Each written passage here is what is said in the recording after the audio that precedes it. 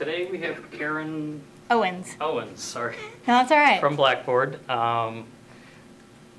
When we looked at Blackboard the last time, we looked at the interface that we've been using, which is an older version 8 interface.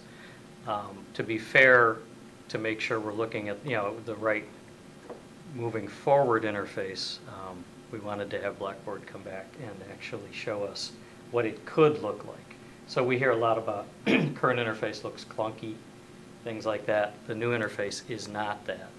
So to be sure we're doing apples to apples comparison, we wanted to do this. Megan is our sales account rep. Is she Megan's in the car en route. She may be here as well, but Yes. Karen is definitely more than able to do the demonstration. So Yes, thank you. Welcome to Carol. Thank you. We will be taping, as you know. We'll take that And I have we'll it put recorded up there. so folks who couldn't be here today Okay. or didn't quite realize why we were doing Blackboard again will Well, can see it. actually be able to go look. Very good. Thank you. Thank you. Well, thank you for letting me come and present. Again, my name's Karen Owens, so I'm a solutions engineer at Blackboard. Have been at, well, I came to Blackboard via the Angel acquisition, so have been there for about total 10 years. So my job is to help customers, understand the applications and what they can do with that. So today I'll be going through Blackboard Learn and the latest version. This was released in December. We actually have another release coming out in April, so we continuously have improvements. So it's never just, stagnant. There's always improvements. But I'm going to show you kind of where we were as of December. If you have questions, please feel free to ask as we're going through. I want to try to show you everything, but given the time frame, I know it's sometimes hard to get everything in. So I want to take it where you want to see. And my understanding, Megan said today 4:30. I had understood 5 o'clock. I'm not sure what the... Probably 4:30. Around 4:30? Okay. If people want to continue, that's fine. Okay, so I'll shoot for around there. And then if you have additional questions, I can hang around. So there is, before we get started, a sandbox site. If you don't already have access to this, Jay can provide you access, right? Is that how they're getting access to it? Or? Well, this looks like the production server you're at, I think, right now, right? Is that your? Yeah, that's our production server. That's your production server. Okay. Versus the actual sandbox site. Okay. Correct, which has the interface that you wanted to demo, right? Okay. That's what I gave you a couple days ago, remember? Yeah. Yeah. Okay. Yeah. So I'm going to actually demo from my demo site, only because I already have all my data loaded, but knowing that you can put your branding and everything on the demo site. So just like it is here on your current site, you can do that with any of the versions. So that will be there. Before we get started,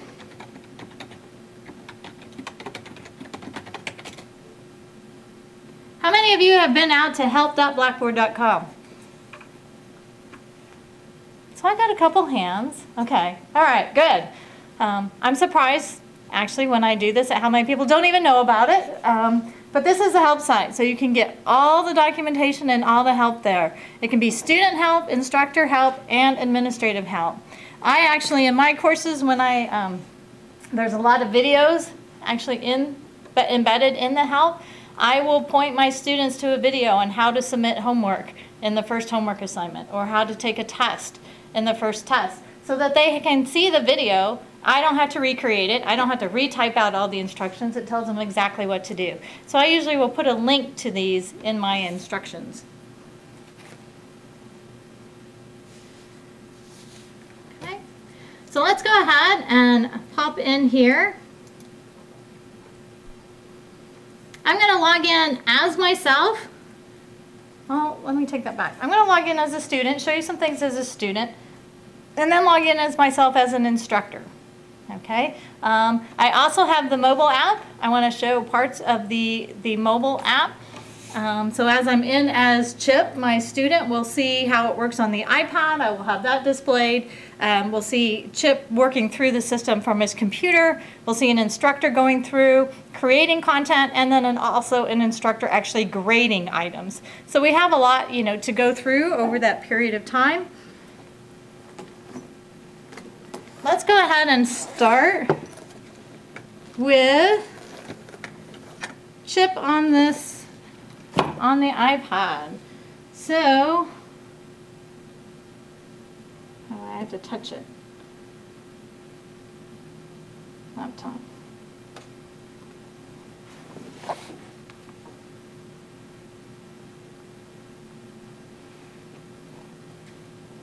There we go. Okay, so just to close it and show you what it looks like. All right, come on. There we go. So we have an app down here. You can see the little Blackboard app. I put it in my bar down here. When first time you come in, it's going to ask you for your school.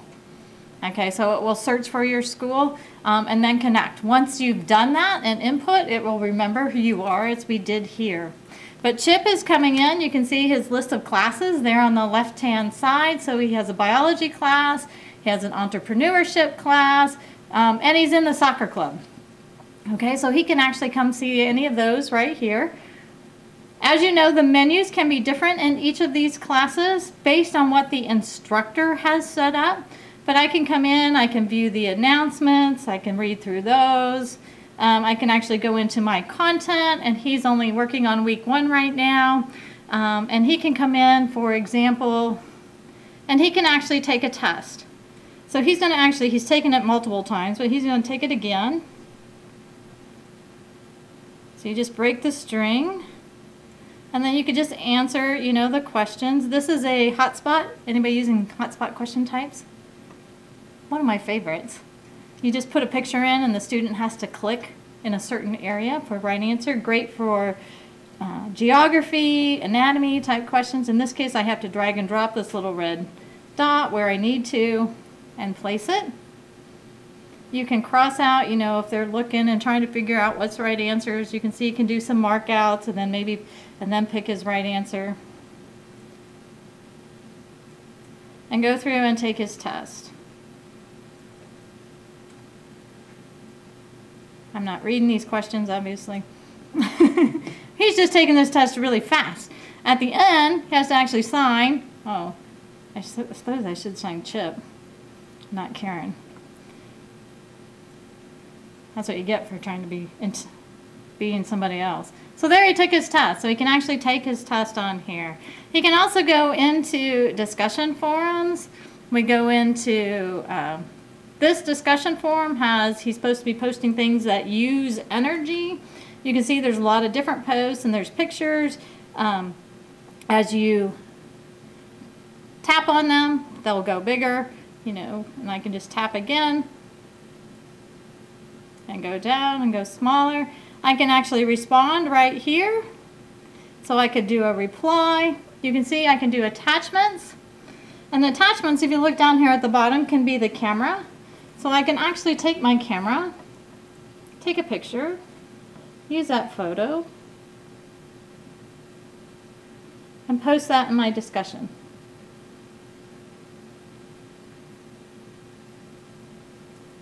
The people watching the demo are using energy. Okay. I can also, other attachments from my devices here.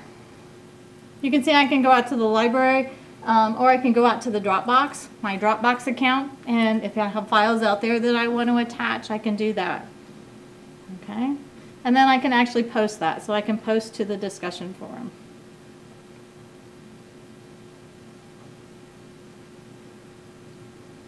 Okay. And I can go through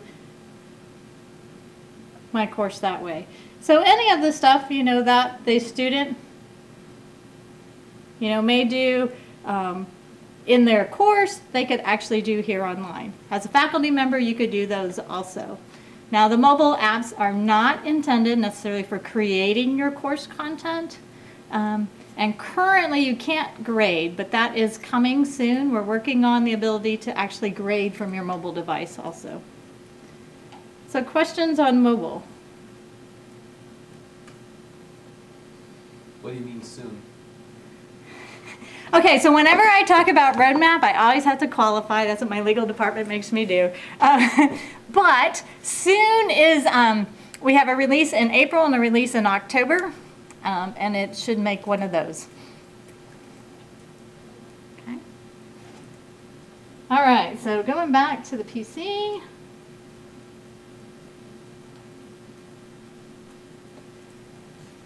Okay. So this is my demo site. So let's have Chip come in here.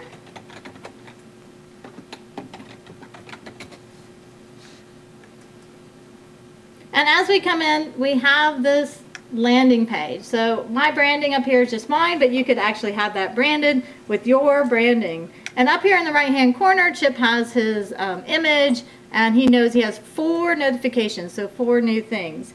So are you familiar with using the whole notification area up in the right-hand corner?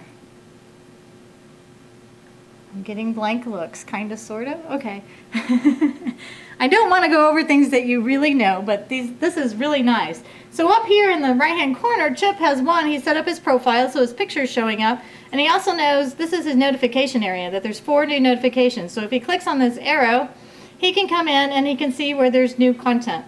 So one, here on this updates, the instructor has added new content in these courses. So I was in a demo this morning and I actually added content this morning. And you can see right up there. So 5 hours ago there was some, we made a test available and I graded an essay or did some things there. So you can see right away what's been made available. So as soon as you add content to your course, the student's going to know about it. Now also I'll see here any new grades, and we'll go actually grade some homework and then actually come back and have Chip view what we grade, but he can come in and see right away his grades. Okay, because the instructor has graded things. And he also down here has some new messages. So this is like a message like you would get in Facebook. Another student asked, are you going to be taking the test on Tuesday?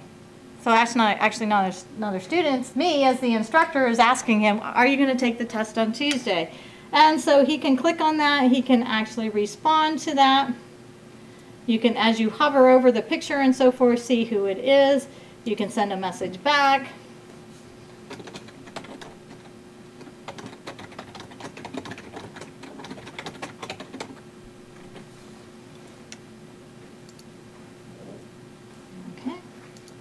So very easy to get notifications, to respond to any of those types of notifications right from here.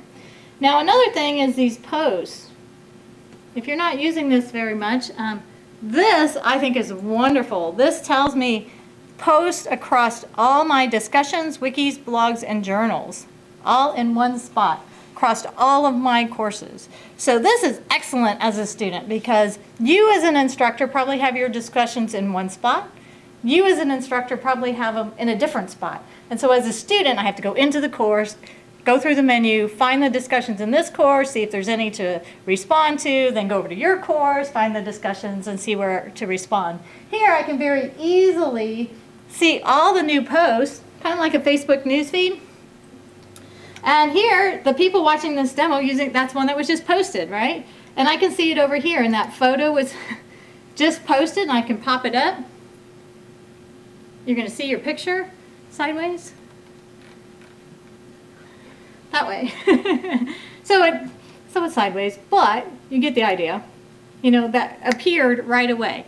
So, and I can actually respond right from here. So I can hit the reply button from here and respond to this discussion forum without having to go into the actual course. So again, another easy way for you and your students to keep up with all the different communication in your class. If I would need to go into the discussion forum, I can actually click on that discussion forum and it will take me in. So it will take me directly into that discussion forum. And here you can see all the different posts, and you can see how they're embedded. Here, all the different threads. Instructor posts are indicated with the little star. As I hover, I can see that's the instructor, but I can view all of these posts. Okay. If I look at the top, I can actually collapse all of those to make it a little bit easier to read. I can hide replies if I don't want to see those replies or show those replies, and look at all the different discussion posts. Okay. You can also have moderated, anonymous, star ranking on the post. Another thing that you can do on these discussion forums is you can require a post first. So anybody using graded discussion forums? So you want your students to put a response to maybe reading a paragraph or some homework or something, right? And some students wait till everybody else has posted, read them all, and make a nice summary, right? Oh, they do a great job. Well, to avoid that, you can use the post first discussion option, which means they cannot see any of those other posts until they have submitted their first post. So they can't see any of those other responses. So that's really nice for when you're grading. So you could set that up. Can you do that for non-graded ones as well, or it has to be graded to have that option? It doesn't have to be graded. Okay. Okay, so if you, you could do it for any of them. I'm trying to picture the screen right offhand. On how to set it up? Yeah, but that's okay. I don't need to detail at this point. Okay. I was going to say, I can take you through the screen on exactly how you set it up, and actually then the student, they get this big message across the top that says, there are 10, 9, whatever number of posts out there, but you cannot see them until you post. So they get a big notification that why they're not seeing posts.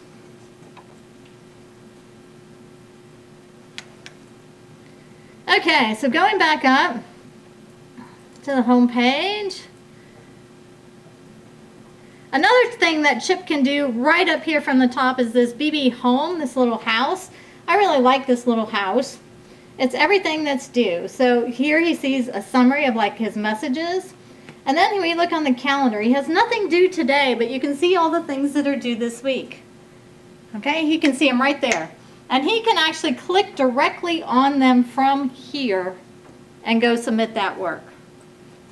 Okay, so he could see it, he could do it on his mobile as we saw, or he could do it right from here. So that's very easy for him. What's due this week? What do I have to work on? So all of those appear very concisely for him here. He can also pop to the calendar and see them on the calendar. So here you can see all the things, today's the 26th, but he sees all the things that are due.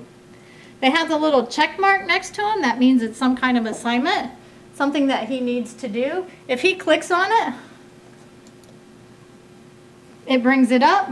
And again, he can go directly to that assignment from here. So we saw notifications where he would see notifications that something was there.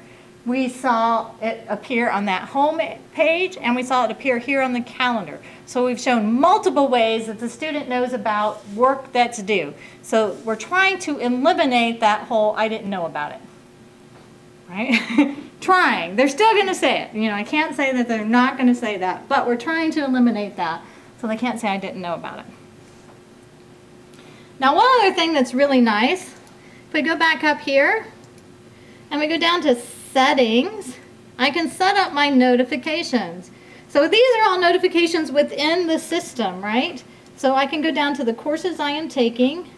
So as Chip, there's all kinds of notifications. So when an assignment is due, when an assignment's past due, and so forth, I can choose to see them in the dashboard.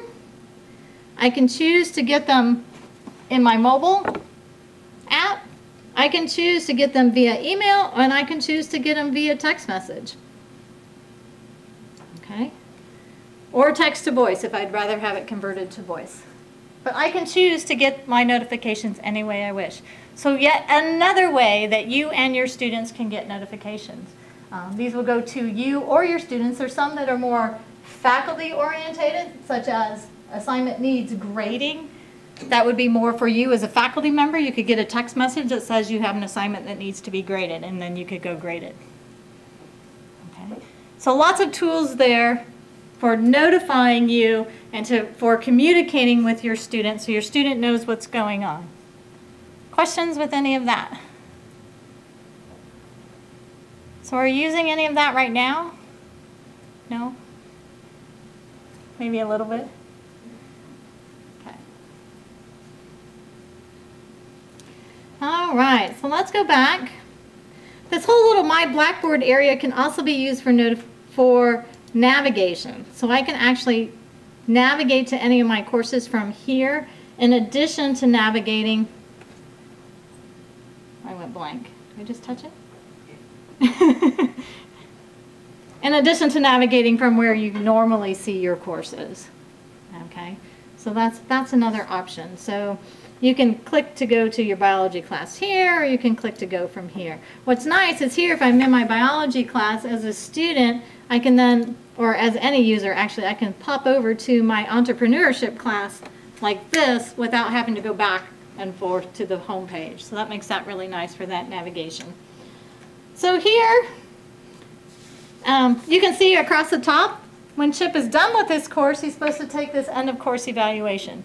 He has a survey that he needs to take, and those are being collected administratively. They've been sent out to all the courses on this system, so you could send them out to all the courses at John Carroll and have that all collected centrally, so the data can be analyzed, over time, comparing to previous semesters and so forth, or looking at different sections if you would want to compare results, so you can have those surveys. So he could take the survey right from here. Additionally, just in his content, he has this biology class. The professor here has her introductions, and she has her announcements, and she has her content. And this particular content is arranged in a weekly format. And when we go into the week, this is the same information we just saw on the mobile device. So this test right here is the same test that Chip just took on his on the iPad. Okay, so he could go take it again. We can additionally see any other work here. I'm going to assume that most of these types you are familiar with. I am going to have Chip actually submit some work. So let me plug in wrong one. My USB port, sorry.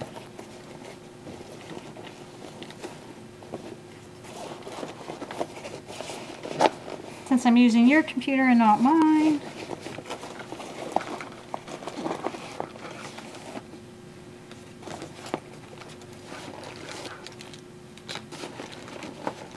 You know, these things look so cute, but they're hard to find.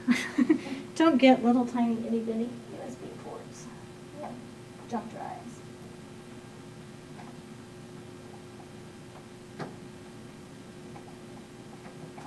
There we go. Okay, so he's going to come down. He's already done this homework. He does this homework every demo. But we're going to come down.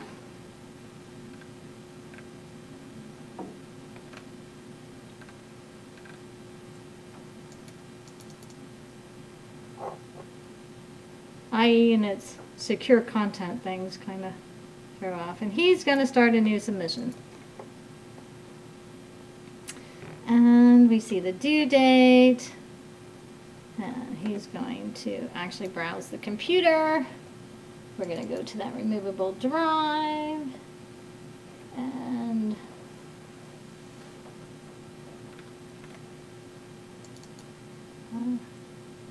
we'll just put this on there. I thought his homework was on that drive, but he's going to attach that homework and submit his homework. Anything else that you would like to see from a student perspective before we go in as an instructor?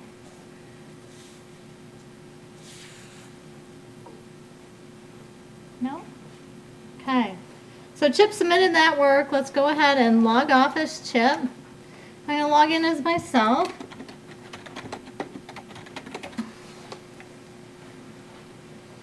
And we come in, and let's go actually look first at how we're going to build a course and how we're going to set up the course. So if we go into my, what I call an example course, it's fairly simple as I first come in. You can see my menu on the left. I have a pretty generic theme and so forth associated with it. But as I come in, I can go to this little area here and I can change the whole theme of my course. So I may want to pick a different color. So there's lots of different color options. Whoa, that one's a little bright. You can also have some that are themed. So you have by season, but you also have, you know, if you're teaching accounting, biology, chemistry, you know, economics, you could pick a theme with that, and you can see in the background here you have some of different watermark type things that you can have inside of your course. So you can pick a different themes for your course. I'm doing a real good job picking bright ones, aren't I? Let's go with ocean. That's better.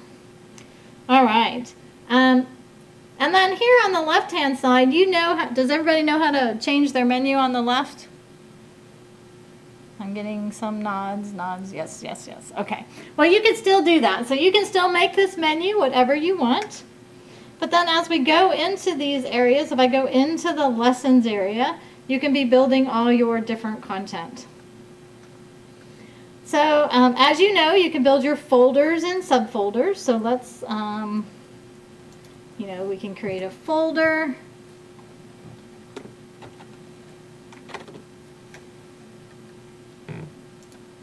We'll just call it that for now.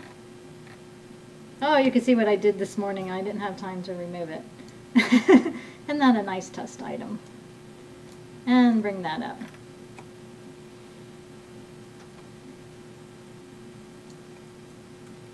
So if you go inside of there, we can build content and we can create that content any way we want. Some things to point out. So if I go into here and I'm going to create, you know, page 1, have the new HTML editor. One, I can take it to full screen so I can actually see what I'm going to be using. And then the first 2 rows are mainly your formatting. You can cut and paste from Word and pop that in there. You can incorporate mashups. So you could go out to YouTube. You can search. So if this is my biology class, I could search for biology. And incorporate YouTube videos. So you can preview it. If I like it, I can select it. And it will pop it in here into my course. I also have the equation editor.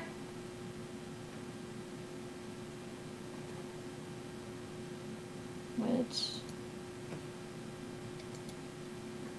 is not wanting to.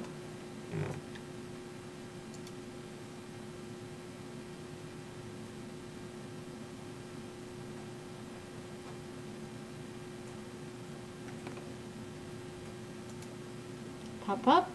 Not sure what's happening there. So yeah, that you can insert your images, you can insert videos. Now you can also, right here, now I don't have a webcam here, but you can actually record directly here. So you can just sign in and you can record from your machine. So whether you've added a camera on top or whether it's built into your PC, you know, you can actually record directly from here. You can also browse your library of videos. So if you have an introductory video as an instructor, hi, I'm Karen Owens, I'm the instructor for your course, these are when my office hours are, you would only have to record that once, you could save it, and then you could pop it into any one of your courses. Your students also have access to this.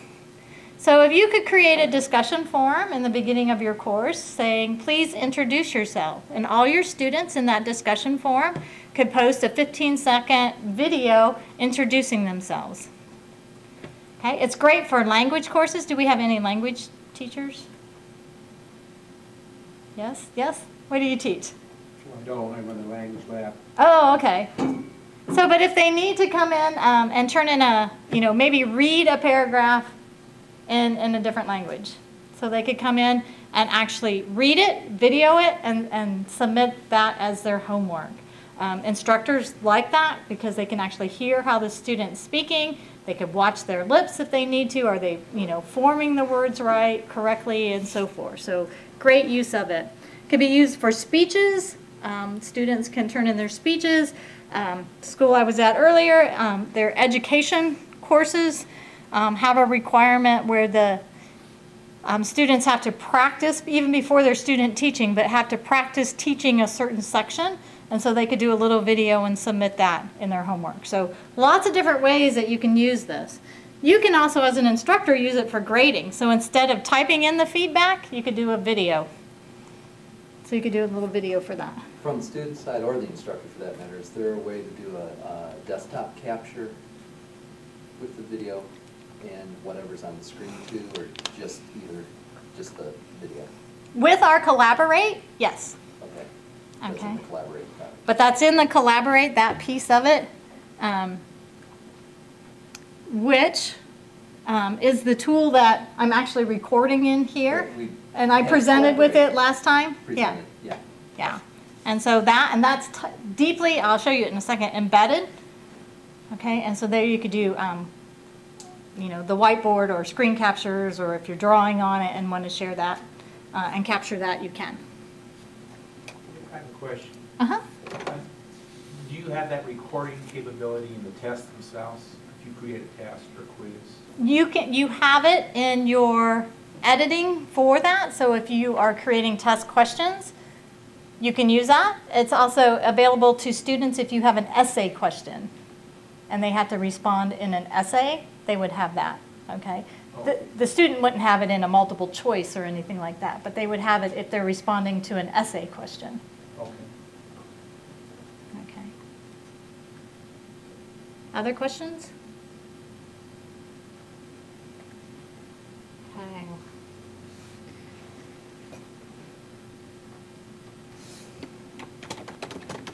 Any programmers in here? Programming type? You can, if you rather type in the HTML, you can go to the HTML page. You can change it there to your heart's content if you want. Okay, so we can make it smaller again. How difficult would this be to use in a camera in a classroom?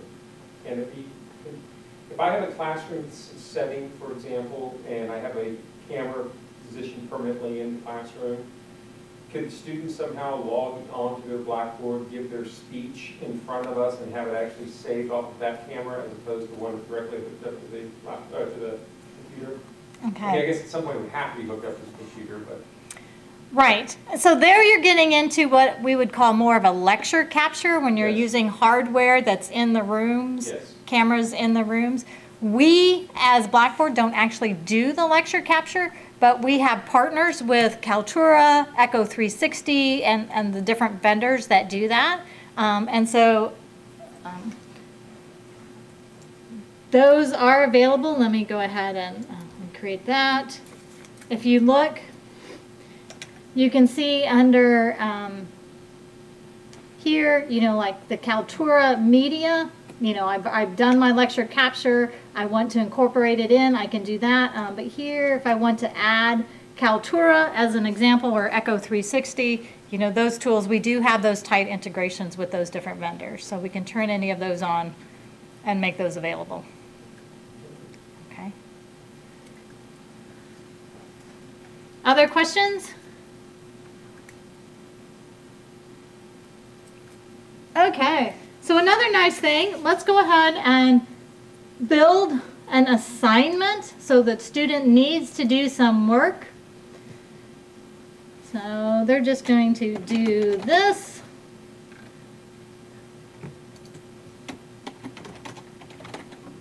And we're just making 100 points possible. We can attach in a rubric. And we can set a due date. We'll just leave it set for due today. And we'll submit. So now let's go look at the calendar. And for today, that do it is right there. So it automatically got put on the calendar.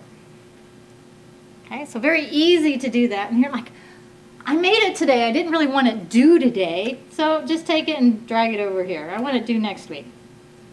And it will change that. So easy to move any of those around. Then you can actually, if we go, as we said, as an instructor, you can grade and edit it. Students can go directly to the assignment, but I can go edit that assignment directly from here. It takes me into that do this, and you will notice that it did, whoops, update that date. Okay, so that did actually get updated to where I drug it to. All of those are automatically also being popped up here. So if you look at that little home area, what to do this week, that do this is automatically appearing there also. So immediately your student's getting all those different things. What about things that are not assignments? If I wanted to have on their calendar, read this for tomorrow, is there a way to put that on their calendar? You can just add that to the calendar. Okay, currently anything with a due date will automatically get placed on the calendar. But to have a due date, it has to have points assigned, correct? Yeah. And so other items, you can just come here, you can create any type of event.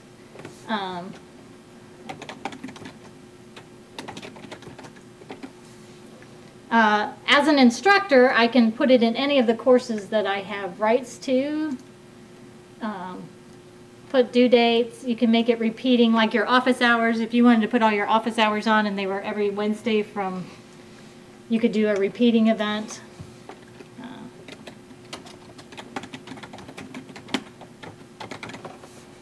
And then you can put that on the calendar.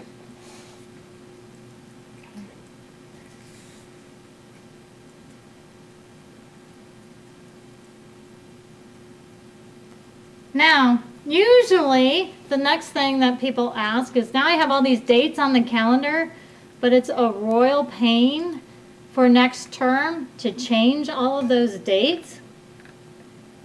So we now have a tool called Date Management. So when you copy your course from spring to fall, for the spring, so now, I'm teaching my spring, so I'm going to teach it again in the fall. I want all the dates, like the January 15th start date, to now be August 30th. Okay? I can come in and I can run the date management. I've already run it, but I can run it again and say move everything. Adjust by course start dates. So if you're using course start dates, you can change by the course start dates. You can adjust by a number of days. That's what, 6 months or whatever, and that's X number of days, and you could put in a number of days if you want to adjust by days. And it will do a first pass at changing all of the dates in your course. Then it shows them to you. So here you can see all the dates in my course. I had adjusted them. I have the availability dates, adaptive release dates, and due dates are all listed. You can see some of, different ones have different dates. If you have dates on them, they will all be listed. I can then come in, because Thanksgiving falls at a different time than spring break, I need to adjust. And so I can say from here, these all need to be adjusted. So those 4, I want to move in and out a week. And I can adjust those dates. Or I can just edit each individually right from here and change a date. Okay. So very easy to manage all your dates from one central spot. Okay.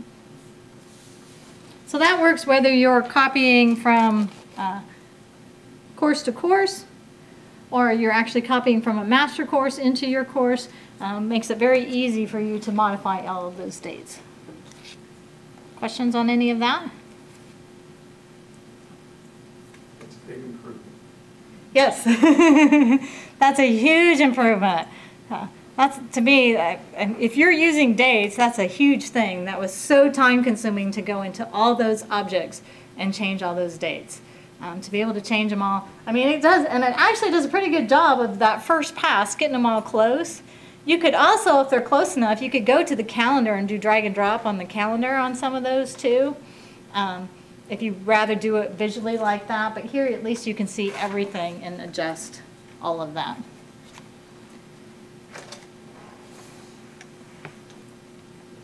Okay, so going back in, I'm actually just in my biology class. A couple other things I want to show.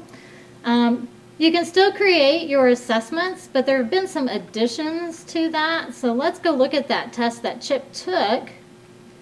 And we're going to actually edit the test options. And we go down and test availability. Let's set the timer.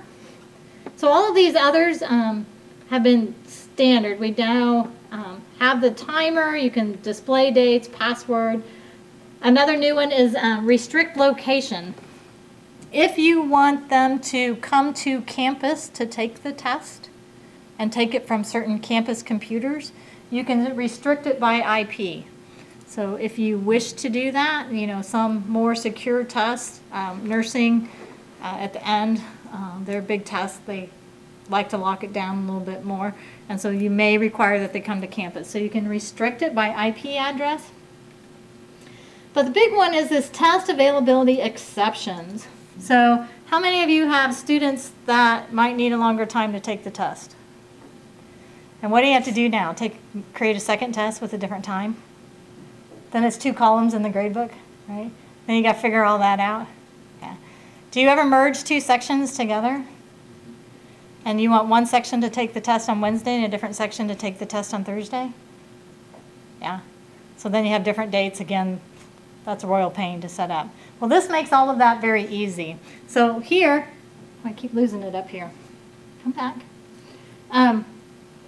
Peter needs a longer time to take the test, so I'm going to take Peter. And then I have my sections. I've merged 3 sections, and they're going to take the test at different times. And so I'm going to set different dates for them. So I select all those, I submit. And so Peter, I want to take 90 minutes to take his test. It's that simple to set up. I don't have to create a second test. I don't have to worry about that anymore. I just set it to 90. Or I could just take the timer off of Peter. Peter doesn't have a timer at all. He gets much long as he needs to take that test. Okay. Then we go down, and my different sections are going to have different dates. Because either the timing is different or the days are different. So I can say, you know, section 1 is going to take it on the 25th at a certain time. So it's, you know, available for that day for them. And section 2 takes it on Wednesday. So I, you know, set up different dates for them and so forth. So you can just set all those up.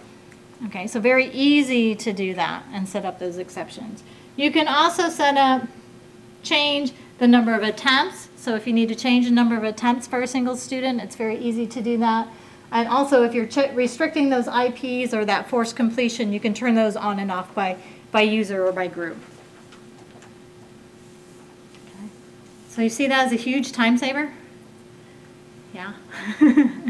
Makes it not only here, so you don't have to manage 2 tests, but then when you get into the grade book and don't have to manage the multiple columns and which grade to use and all those kinds of things. So really nice to have that in there. So another nice thing as we move down is the feedback. Unfortunately, we still have students who like to share, let's put it nicely. And they'll take the test first, and if you give them all the correct answers, they'll share all those answers with their classmates. And so to avoid that, you can, as soon as they take the test, only show them their score. Okay, so you can see here, you're only showing them the score. You're not going to show them the answers yet. When everybody has taken the test, so when all attempts are graded, or maybe after the due date, depending on how your test is set up, which one works the best for you, then you can show them all the answers. And, you know, and which ones are correct and so forth. Okay, so you can wait so they can actually get the feedback, but they don't get the feedback until everybody else has already taken the test.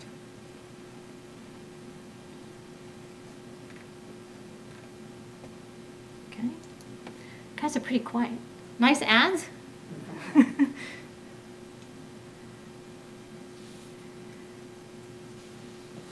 Okay. Any other type of content that you would like to see added in a course? So building your course, setting up your course, anything along that line. You may have shown this earlier, but is there a portfolio, e-portfolio option? There is an e-portfolio. I'll get to that then in a bit.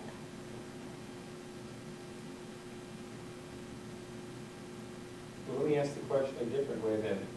We have a lot of colleagues who don't use the system that we currently have. A lot of them say that it's been clunky and difficult for them to use in the past. Obviously, there are new features and adjustments that you're making. But if I were to go, if you were to have the opportunity to speak to a group of faculty who have previously given up on Blackboard, what would you tell them is the easiest way to set this up for them? In other words, what's different now that makes it easier to use? So we've made changes. If you want to ask what's just different in general, we've made changes. We also have, and I haven't shut up, we actually have a wizard that will take them through the first time they come into a course, okay, to help them set up their menu on the left-hand side, and also to create their themes and so forth, so they have some ideas. And I guess I should have left that turned on, but I could create a new course and show you that. But that's one thing. But in general, we've changed the whole interface and made it much more consistent and just easier to use. I came from the Angel, and when I first came in and looked at Blackboard, it was probably about the version that you were using it, I found it hard to find things. And sometimes it was here, and sometimes it was there, you know, type of things. So we've changed it all so it's always consistent. So you know where the buttons are, you know where things are at, and you know how to add them. You always have the chevron to edit it. You can put the content in any way you want. So we did a whole remap of the interface. And there's continuous changes being made to that too. We are continually trying to improve that. And so some of the updates that are coming, that's really nice is responsive design, because I noticed there's some iPads but some different tablets and stuff in the room. And so now, you know, when you say work on your computer, it's not all this size of a monitor. There's this size of Chromebooks and this and that and everything else. Plus there's, you know, your phones and all of those. And so instead of having, we do have the mobile apps and we'll continue to develop those, but to accommodate all of those others, we're going to a responsive design. It's really, really nice, but it just makes it much easier for you as a faculty member to see your course and create content, and for your student to actually see that no matter what size their screen is. So as you know, would make your screen smaller, it would adjust itself, collapse the menus if necessary if you wanted to read this page. Adapt, always keep like the OK or submit or whatever buttons there so they're floating and always available. All of that's in the works. And coming again, it's coming really soon. It's really nice. So there's always improvements. We're continually making improvements to the system also. You mentioned some of the mobile apps. How much flexibility does a student have to create filtering on those? And the reason I ask is I have several students who tried the mobile app and then said they quit doing it because they were getting a text message every time I moved an assignment or changed a date or did that. So they just felt that they were being inundated with information. And since I do a lot of my work at 2 and 3 in the morning, they were getting those text messages at 2 and 3 in the morning. Oh no, what's the cry? Oh, Dr. Grossman just changed something. Okay. So how much flexibility do they have in terms of filtering? So we set this up, or I showed this earlier here in your settings. You can, each user can change their notification settings. Okay. And they can come in and change these, and they can decide which ones they want to receive. That's sufficient. Thank you. Okay. Yep, that answers my question. And you can also, as a default, have it sent as a digest once a day. Okay. Okay, so that they don't get, like you, at 2 in the morning, all these. I know that's why I don't have mine on, because I'm always adding stuff and changing things around. And these courses don't really mean anything, so to get messages for these don't make any sense. But you can have it all consolidated and have it sent in a digest once a day. Okay. All right, well then let's look at grading. So grading some items. Let's go back into my biology course. We do have a wiki, let me show you that. There's a couple things I want to show you. So maybe you know this part already.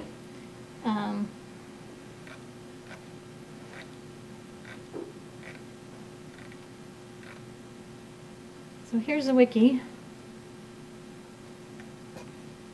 So we have across the board changed the whole interface for grading. So what you are grading appears here on the left, and your grading tools are going to appear here on the right. Now this particular one is a wiki, and so here's my instructions, and then as we go down we can see the actual wiki, and you could edit that wiki content and mark, go through. Anybody editing the wiki can go in as part of their work, can see that. You have the participation in grading. Anybody using a wiki right now? Okay. So you've seen this participation in grading, but this just is a little bit different interface for it. So as we come down, Chip has been doing most of the work on this wiki. You can see that. I can actually click on Chip. As I click on him, it brings up, when that blinks off, it just surprises me. So as we come down, you can compare to all his versions. So we can compare to the earlier version.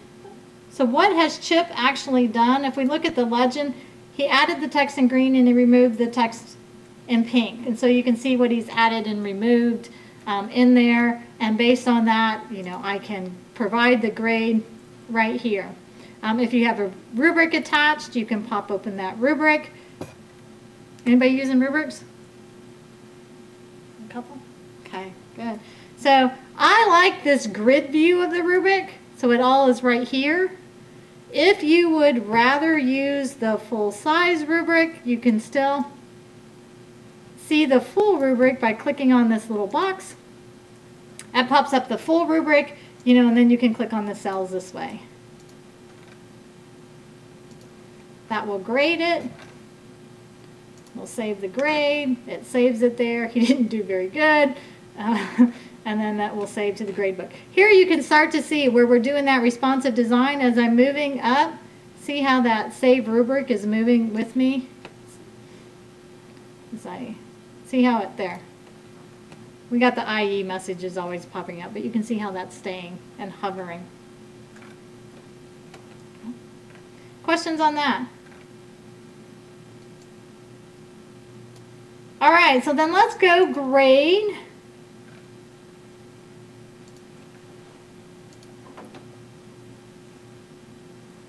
That homework assignment that Chip submitted. I have lots of things to grade. Who uses the needs grading page? Only one? Okay. Oh, Couple. needs grading. Needs grading page, yeah. I love this page because everything I need to grade is all in one spot. Okay? Whether it be a wiki, blog, journal, assignment, essay question on a test, or whatever it is, it's all listed here.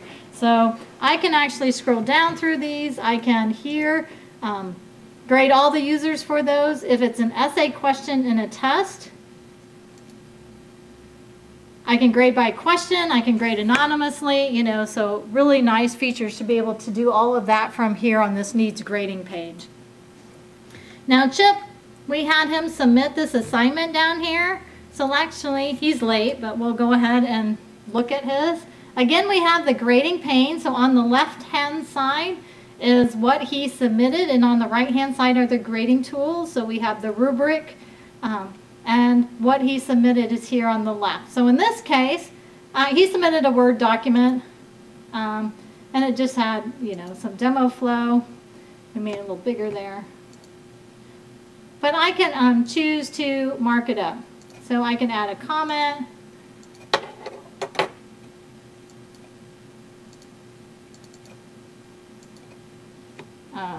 This needs more detail, or if it's a grammar error, this should be centered.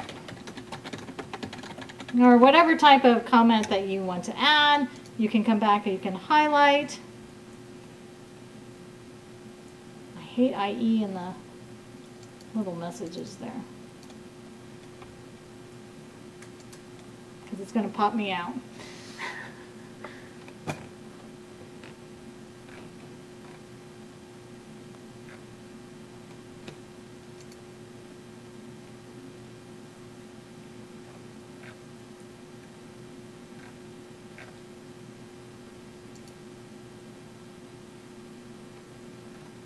There we go. So here, what else do we want to do to this?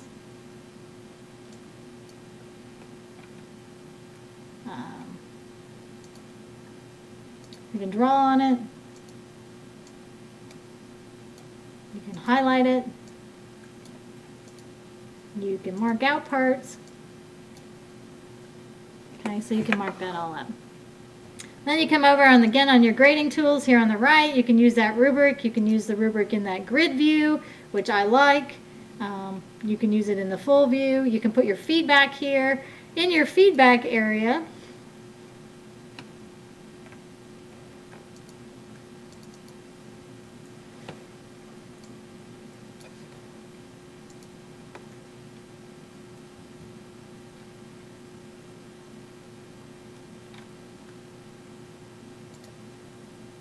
why is not the whole thing?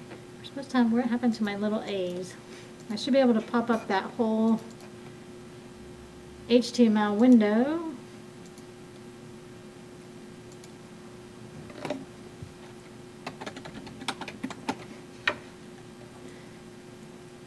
And yes, use rubric. There we go. There's the feedback. So, oops. If you want to use that video everywhere here, you can actually pop this open. It pops up that whole window, so you can do the video everywhere. There it goes. Right there.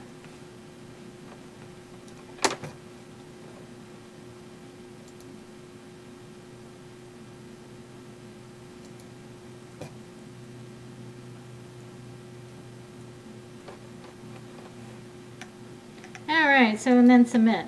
And as soon as you submit that homework, if we go back as Chip,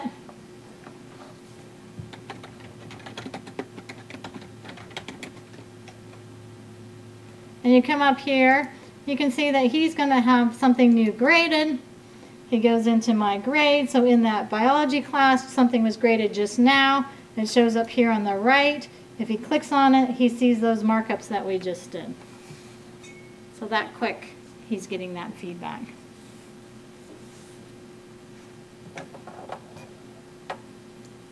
Is there a way to delay that feedback? So for example, if I wanted to grade all of my students' work before I released it to everybody?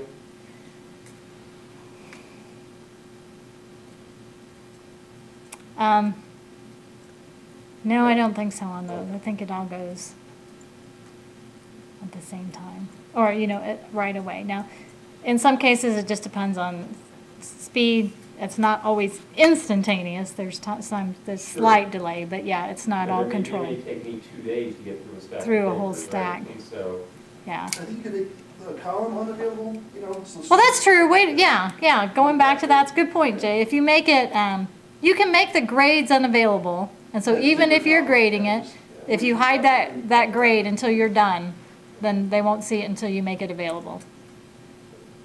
So they won't see that feedback until you make it available either? Right. Okay.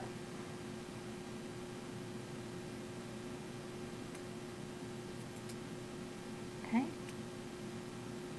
Questions on that? Questions on grading that? I sometimes use outside assignments. Mm-hmm. They submitted it through a different website, and I have to record the scores. One of the things that drives me absolutely nuts so far is that if I enter it after the due date, everybody shows up as submitting it late. Neat. And so that just sends the retention center crazy. Yeah. So when I have 39 out of 40 students. Actually, because you're using it from a different site. Yeah, I don't know really how to adjust that other than changing your retention center for that particular assignment, not to look at it until 2 days later or whatever, instead of only right at the due date. That is a Okay. Other questions on this? Does this look like a nice tool for grading? Any other things that you would like to see graded? In that, the grading where you have the document there, well, accept more than just Office documents? PDFs. Because a lot of times I've gotten stuff from students and it just doesn't show up there, so I actually have to go into the document that they've submitted. It's Office documents and PDFs right now. Okay. And across different platforms, so Mac Office. Yeah. Yeah. But if they've done it in like Google Docs, then it Yeah. doesn't. Okay. And we're working, we actually, tool is actually Crocodoc, as you can see it says Crocodoc. We're actually working with Crocodoc. They're working with our developers out in California for adding in additional types, other things that we want to do with it, lots of things there, so. I saw in one of the things that you popped up, one of the menus had Google Docs in it, so I was wondering. Yeah. That one happens to be just a building block that we have installed. So we have integrated with Google Docs so that you can incorporate those into your course. That's not a quote officially supported, but it is a building block that's available that you can incorporate. But it doesn't help you here. Yeah. Now some nice things coming in the April release. Anybody using SafeAssign, the plagiarism checking? Okay. That actually now is, in April is, you use the regular assignment tool instead of having it as a separate assignment. You just check that it's going to be a safe assignment. So that way you could be using this in addition to the plagiarism check. Because you couldn't use these tools with the safe assign before. So now you're going to be able to do that. So that makes that even nicer. Everybody aware what safe assign is? Okay.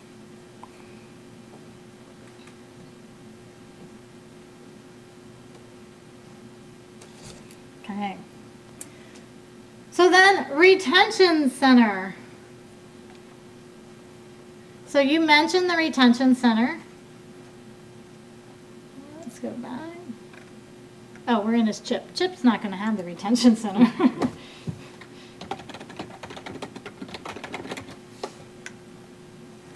So as we come back in, we have the retention center. So you're using the retention center. Anybody else using the retention center? Okay. This is a tool where you can set it up to monitor and keep track of your at-risk students. So here in my entrepreneurship class, you can see that 35 of my students have missed deadlines. 35 of my students have not logged in. They don't actually log in. Let's look at that biology class, and you can see I have 34 missed deadlines. The 6 have low grades. They have not contributed. They have not logged on. So I can actually go see those details. So the first part is actually, when you're viewing this, is to customize that retention center.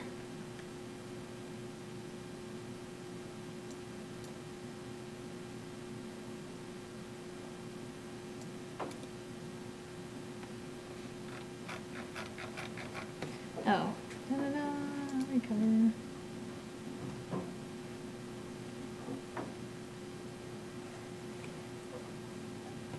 I know ours doesn't work with Internet Explorer.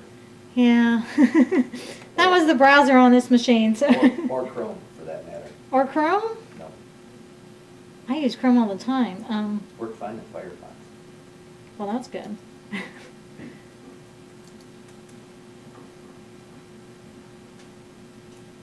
I usually use Chrome, and I hadn't noticed that. So if I come in,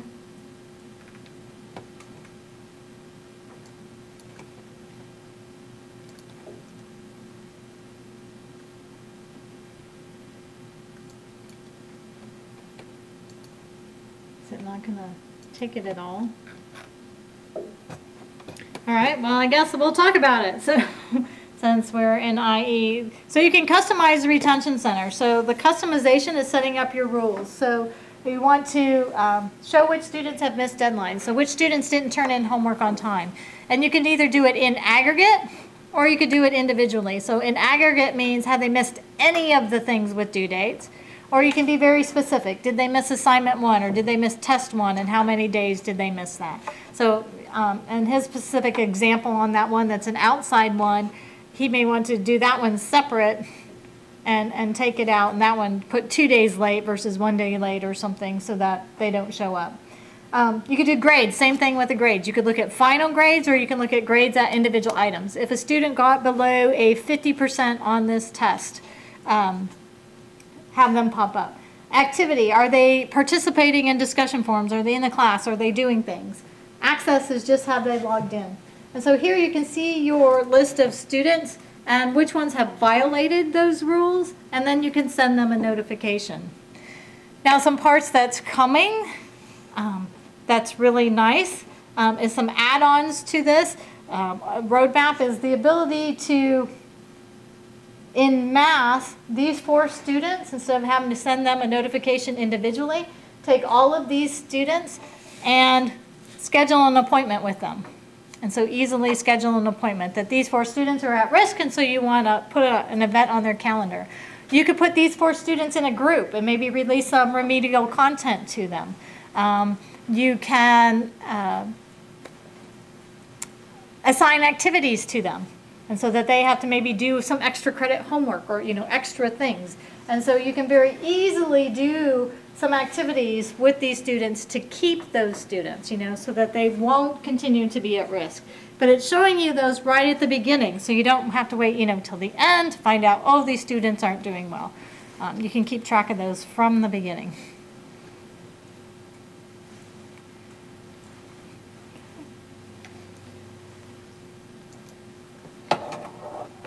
Any questions on that? Let me see our picture anymore. Let's actually just...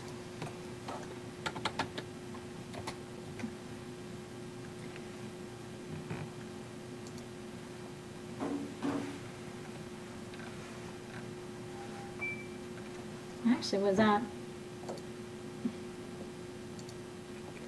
was in the retention center at my last demo in IE, so I don't know what I've done. Okay.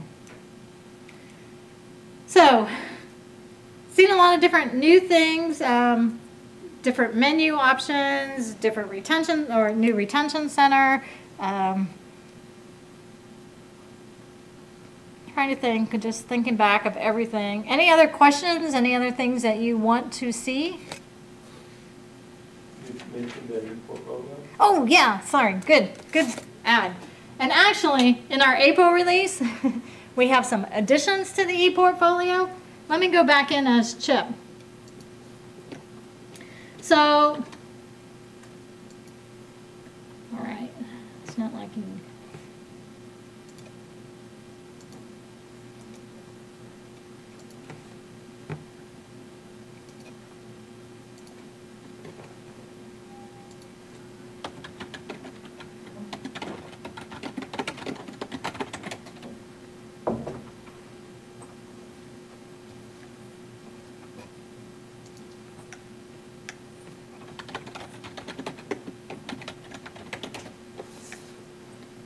All right, so here under content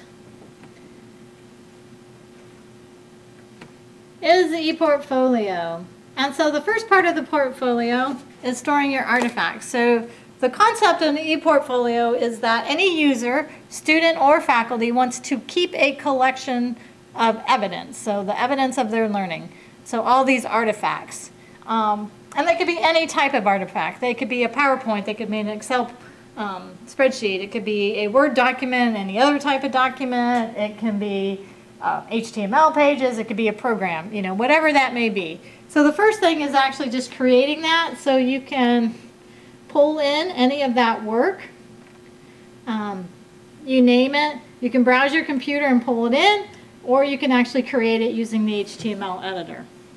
Now what's coming in April is that you will also, in addition to just pulling in a file or creating it right here with the HTML editor, you will be able to pull it from a homework assignment in your course. And if you pull it from the homework assignment, it will come with metadata, and that metadata is the instructor's grades and comments and the instructions for that assignment. So then, when you submit it to grad school application or potential employer as a resume, they can see those actual instructor comments. Okay, those get locked on there so that you can't change those, and you can bring that in. So you bring in all your artifacts, and so you can see Chip has a list of artifacts here, so all types of artifacts brought in. Then the actual portfolio in our Blackboard terminology is a display of some set of those artifacts for a reason. And it could be for a resume that you're applying for a job, it could be for a grad school application, it could be as a capstone portfolio for my 4 years. Here's all the things that I've done at the institution. It could be in education when they go student teach, you know, here's what I did while I was student teaching, you know, for this class. So any subset of those artifacts. And so you can create a portfolio, and you can create multiple portfolios. In April, as an instructor, you can actually, on the assignments, check that it has to be a portfolio. So right now, when you create an assignment, you know, you can say whether or not they can attach documents. Well, you're also going to be able to say, I want it to be a portfolio. And then you can have a template. So the template will say, you know, here's the things I want on my portfolio. So here we have some different portfolios. So if we look at like this capstone is just, here's his different experience. So Chip has some different ideal colors to start with, but his information, here's some freshman work. He's attached a Word document with his freshman work. You can open it up and view that.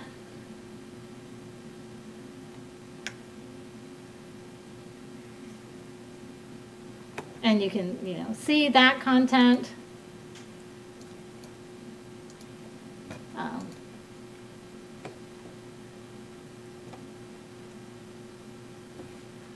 Student choice, he has different work, you know, he has videos attached here, you can watch the videos, you can add comments and so forth. So all different types of things they can have on their portfolio. He actually has more of a resume type portfolio, you know, pretty plain, but just has, you know, more of his work experience type of portfolio in there. You can have, he has one that's a little more fun with sailing and different pictures attached, you know, and you can, again, a portfolio is any subset of your artifacts that you wish to display.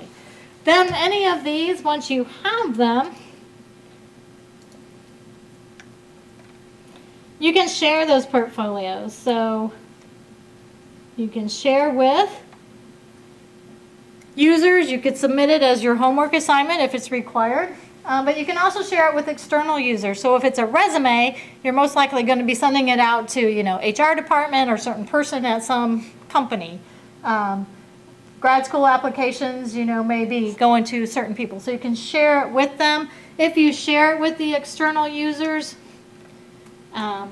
you set up, it has a link to the portfolio, but you can set up a password and password protect it. You could set up an expiration, then it's only valid for a week or a certain period of time that you want it to be made available.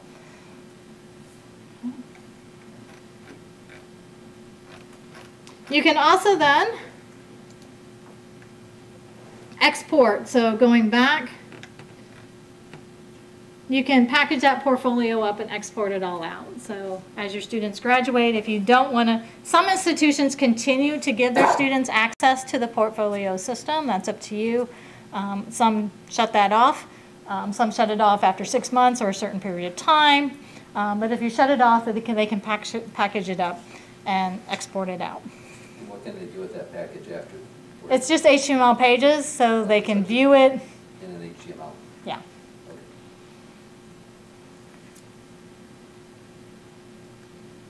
Okay. Questions on the portfolio? No, that part looks good. You don't happen to have something to show us there, do you? As far as? Well, like what it actually might look like. I don't know what sort of design features they have, how much personalization they can make, you know, make it pop and look like them, as opposed to looking like something that's sitting inside of someone's Blackboard system. I don't mean that to be disrespectful, I just mean that a lot of the students take a great pride in demonstrating a unique aspect of their personality through their own design. I don't know how much flexibility they have in doing it through this system. Okay. I can show you what we currently have. I will tell you that in April, the whole editing tools are going to change. Okay. So it's not going to look like what I'm going to show you right now. But in this part, you know, if you're going to actually edit those, you know, you can come in, you can edit styles, you can change layouts, you can change background colors, you can change background images, you can change fonts. And they can input all their own images and everything Yeah. as well. Yeah. You know, the different types of buttons, you know, all of that. So, you know, they can come through and make that what you want it to be. Now, again, there's two options when they can create it. When you're assigning it, you can give them free form so they can do all these, or you could set up the template and say they have to stick to that template. So in some cases, you know, maybe more for a resume type thing. We're learning how to write a resume. I want you to stick to this template. You may restrict it a little bit more than, yes, I know my art students really like to go and make it, like you said, their own. So you can give them those options. Is there an HTML editor that they can just go into and create that way for their portfolio? On this one, here they're attaching their artifacts, not as right here, but this whole part is changing, and it's going to be updated because, to be quite honest, this is a little outdated. But so all of that's changing. I wonder if I can get to it. If we go.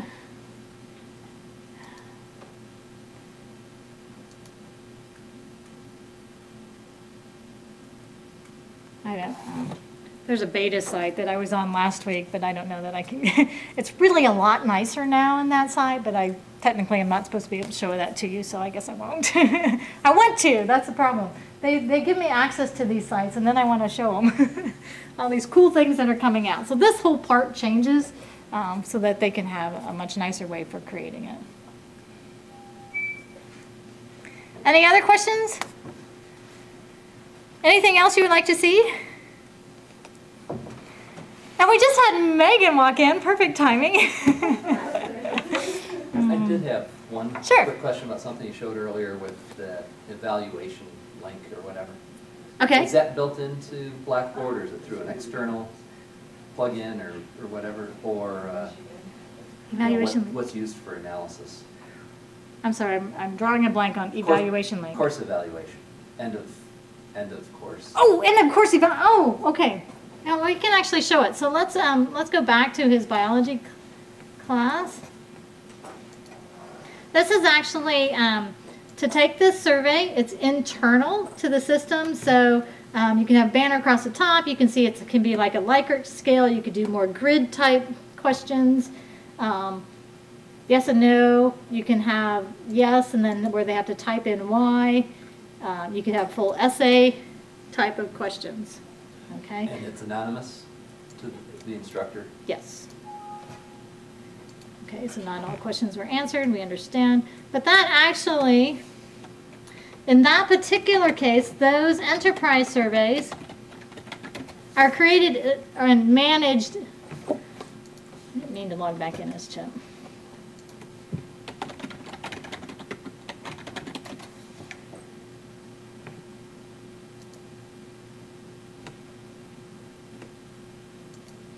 They're managed through the survey or system admin screen. So it's a higher level. It goes across all of your courses. You can create a special role if you want to give like head of each department access to create these surveys. So you can create as many surveys as you wish. You can, see the different types. And then when you're in a survey, then you create what we call the response periods. And so you would have a response period like every term, most likely. People are going to respond. But when you create a response period for this, you can set up the name of the response period. Then you set up who is going to receive this. All right. I just want to show the next page. So your recipients can be, you can do lots of different things with the survey. So you can set it up so you want to send it to all the courses here at John Carroll. You could set it up that you only want to send it to, and we call them business units. I only want to send it to the math department, or I only want to send it, to certain programs, okay? Or you can set it up that you only send it to a specific course or a couple of courses, okay? So you can set that up. Another option is to choose users. So you can say send it to all the freshmen, or send it to all the seniors, okay? So as long as, or all the students in the math, a certain program or a certain major, and so you can send it out. You could also send it out to external email addresses. I want to send it out to all my alumni. You could also send it out to all the employers. So when your students actually go to work at an employer, were the students well prepared when they came to work for you? So you can, send those types of surveys out to anybody. So you set up that, how often do you want to remind them? You set up your notifications and your scheduling and so forth. And then once all those responses come in, and you can see all those surveys, then you can actually analyze those results. Let's see which one actually has responses.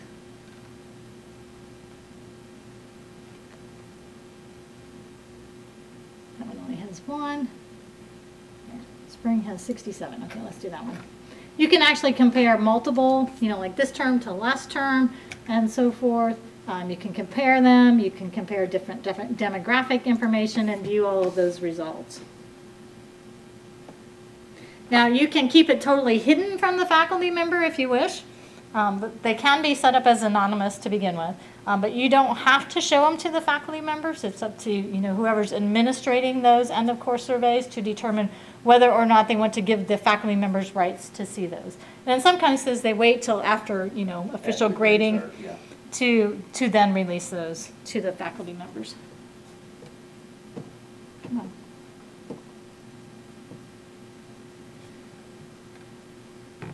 Oh, so here you see your questions, and then you see, the actual responses for all of those. If they have comments, you would see those comments. Okay.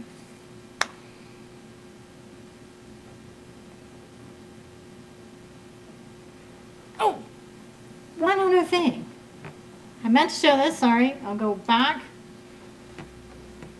One other thing to show, just, we're using the Collaborate here, to record, but you had asked specifically about having those Collaborate tools in your course. And so here you see Blackboard Collaborate, and you actually have this as part of your course then, where it automatically has the different rooms set up. So you can set up with Collaborate then that if you're going to hold Collaborate sessions for office hours or for the actual class at certain periods of time, you don't have to type in everybody's emails and try to send it out. They just come into their course and it's already here. You can give your students the ability to schedule their own sessions and do their own whiteboarding, okay, and then sharing their desktop and all of those types of things. So they can edit rooms, they can allow guests. And then it's all, the scheduled sessions and the recordings are all kept right here inside of there too. So if there's something that has been recorded, they can easily come in, whether you recorded it or whether one of the other groups recorded it and shared it. They're all stored right here, so you can view all of those. Okay. Any other questions, comments?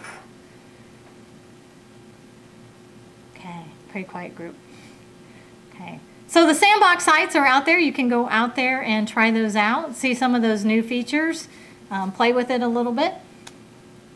Okay. All right. Well, thank you very much for letting me come back and present.